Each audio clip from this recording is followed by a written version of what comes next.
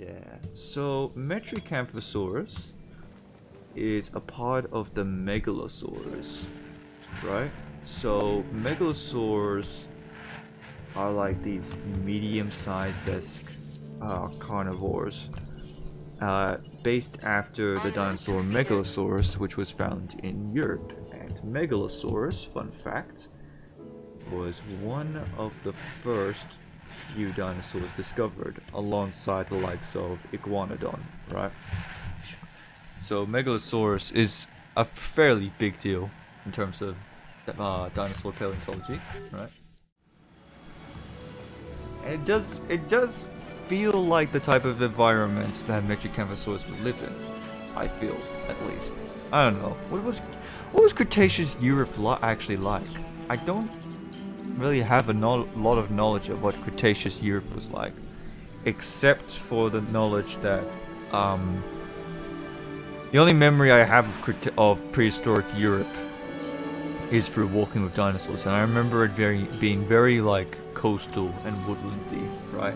But I don't know if that's what it would have been actually like. So I have no clue.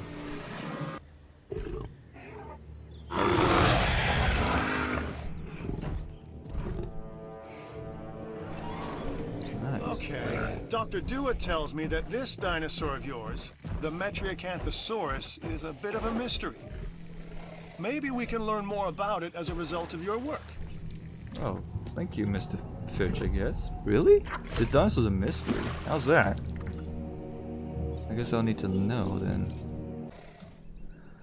What's up, everyone? This is Super Marcel, and welcome back to Jurassic World Evolution. In the last episode, we made these ferocious predators, the Metriacanthosauruses.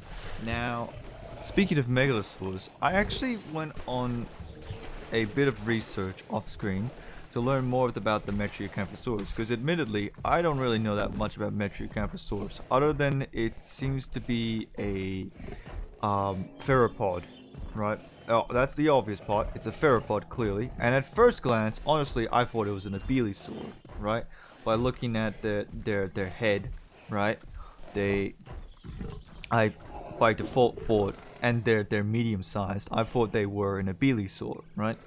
But looking more into it, it's clearly not, right? For starters, the arms. The arms are a definite red indicator that it's not an abelisauur, because abelisaurs like Carnotaurus and all that had like nubs, like they practically didn't really have arms, right? But Metriacanthosaurus, as we can see, clearly actually does have arms.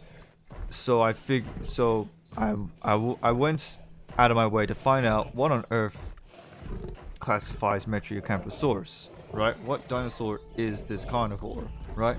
Turns out Metriacanthosaurus actually is its own little genus, right? The Metriacanthosauridae, right?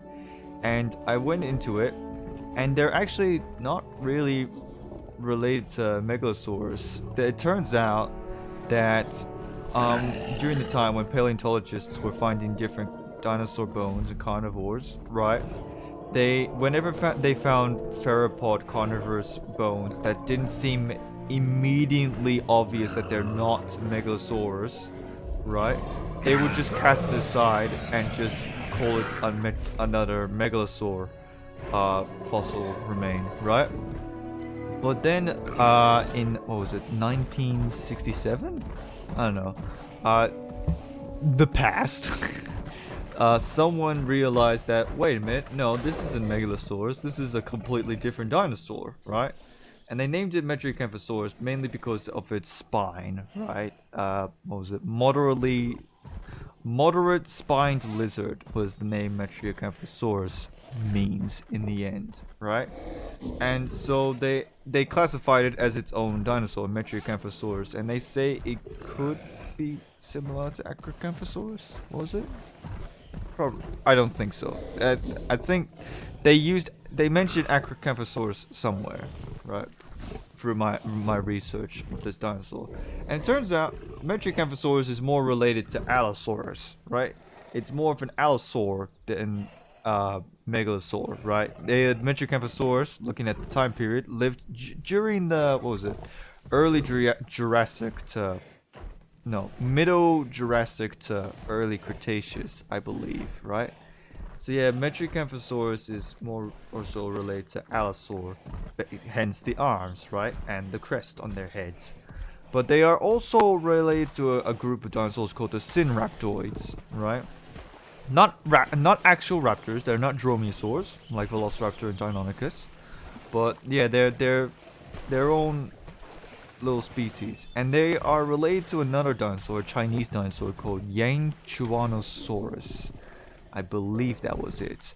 So yeah, these predators are, yeah. So I guess to classify Metriacanthosaurus, I think it has something to do with the spine, right? It's mainly the spine that determines the difference between Hey, how'd you like to Metriacanthosaurus be even more busy? and How's a new contract sound, huh? yeah, the Metriacanthosaurus. I believe the difference between Allosaurs and Metriacanthosaurus is that their spine length or something.